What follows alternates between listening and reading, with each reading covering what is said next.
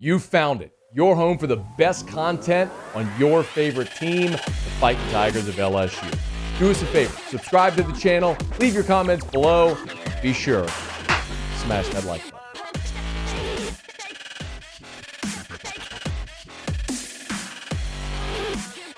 On Monday, both Brian Kelly and Bryan Harsin met with the media to preview the LSU-Auburn game Saturday at Jordan-Hare Stadium.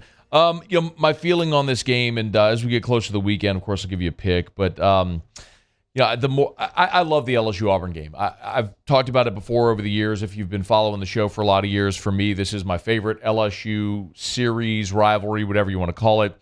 I think a lot of that is just generational. My grandfather would say Ole Miss. My dad would probably say Alabama from the 70s against the Bear. For me, watching LSU in the 80s, 90s, 2000s, this Auburn series just always delivered.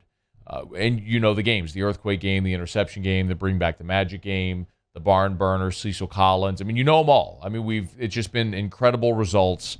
And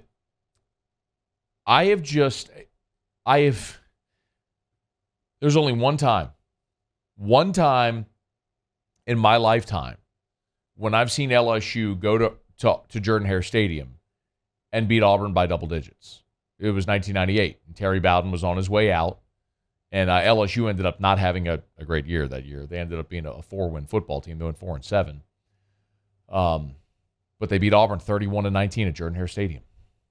And but I mean, every other game that I can think of, certainly since the divisional alignment with East and West, and LSU playing Auburn every year, which wasn't always the case, you just have close games. I mean, the interception game when LSU lost at Auburn in 94, the barn burner where they won in 96. I mentioned the 98 game where LSU won, but from that point on, 2000, Nick's first year, they got dusted at Auburn. 2002.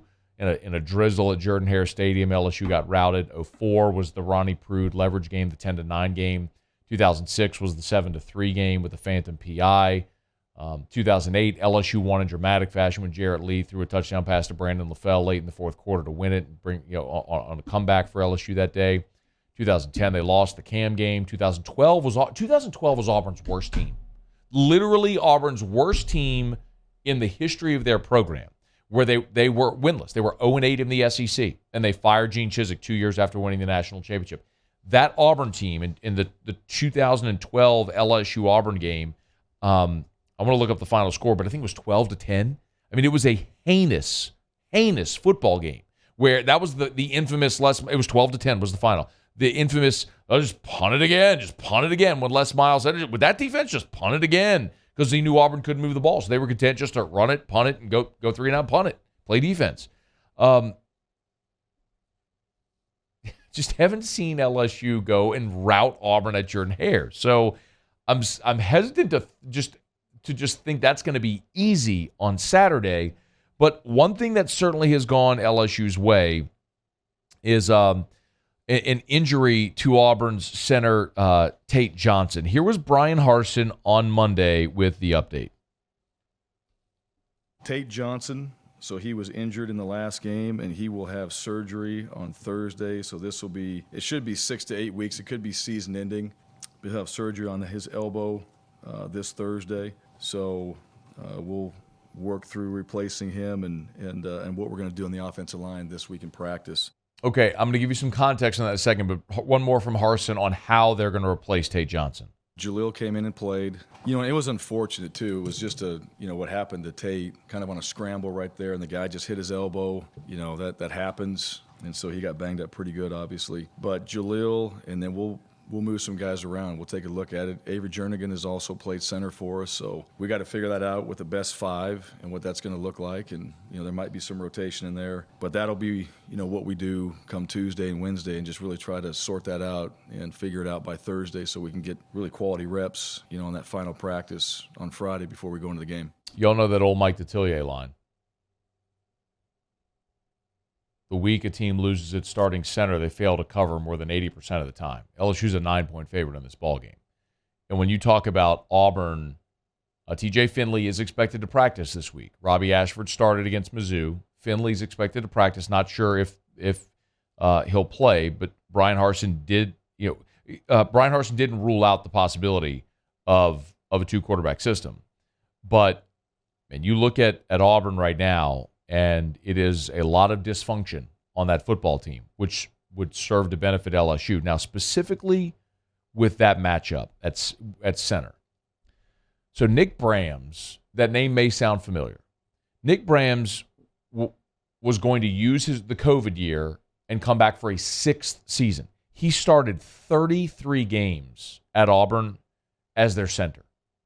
He was a veteran player who ultimately his body just broke down. He had knee surgery.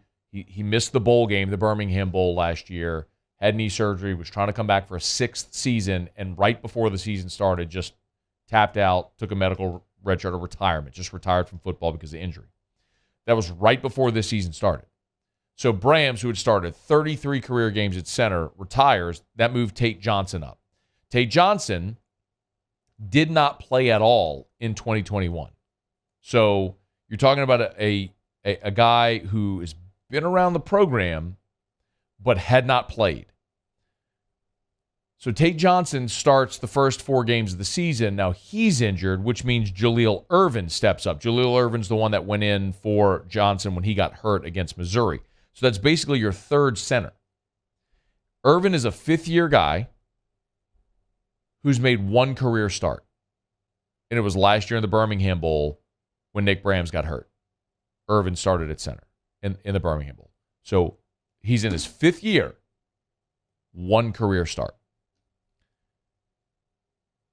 We can look at what these two teams are, but I really don't care right now what we say. We could go back to the spring, to the summer, to fall camp, and over and over and over again, we universally said LSU's strength is their defensive front. Now, even without Mason Smith, that is maintained to be true. LSU's rush defense is 39th in the country, and LSU is 29th in sacks, averaging nearly 3 sacks a game. So LSU's defensive front seven, as much as we've thought about, how, and we've talked about how good they are, it's borne out through 4 games. After the first half against Florida State, when LSU's defense put the clamps on Florida State in the second half, blew out Southern, shut out Mississippi State in the second half, and then shut out New Mexico for the entire game, LSU's defense has lived up to the billing so far. And especially that defensive front, which has been so good. The other thing that is so important to remember is not only has LSU's defensive line been really good, Auburn's offensive line and their ability to run the ball has been really bad. Auburn, as rushing offense, is 57th in the country. Auburn's sacks allowed 112th. In 4 games, they've allowed 12 sacks. That's an average of 3 a game. They are terrible at protecting their passer. So you're talking about LSU's strength on Auburn's weakness.